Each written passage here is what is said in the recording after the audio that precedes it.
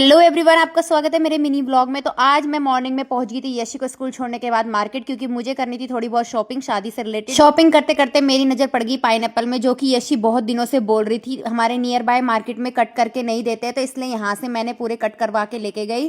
Then उसके बाद मैं पहुंच गई थी घर, तो मैंने देखा ये लोग कटहल तोड़ने में लगे हुए हैं। हमारे जस्ट घर के वाले प्लॉट में लगा है कटहल का पेड़, तो हमें कभी भी नहीं मिलता था। हम सोचते थे बड़े होने देते हैं, बट बड़ा कोई भी नहीं होने देता था, पहले ही तोड़ लेते थे। इसलिए अब की बार हमने पहले ही 2-3 तोड़ लिए खाने के लिए। शाम को हम सभी इकट्ठे होके चल दिए बधाई देने के लिए, क्योंकि हमारी स्ट्रीट में होने वाली थी शादी। देन उसके बाद हम उनके घर पहुंच गए। धीरे धीरे यहाँ पर हमारी स्ट्रीट की सारी लेडीज पार्टी आ चुकी थी। देन उसके बाद हम लोग बैठ गए यहाँ पर, फिर जूस वगैरह डिस्ट्रीब्यूट होने लग गया और टिक्का पिठा भी लगने लग गया।